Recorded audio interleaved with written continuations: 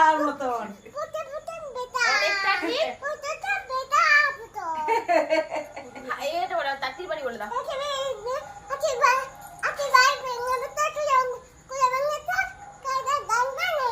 পোকা যাবে বলে দাও পোকা যাবে ছিপ নিয়ে গেল চাঁদ উঠেছে বলে দাও একটু তলায় কে না কদিন তলায় কে?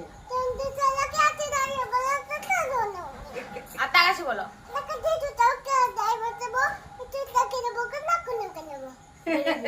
আচ্ছা এবার বলো ইয়ে ওখানে কে রে বলো আমি মাথায় হাসলে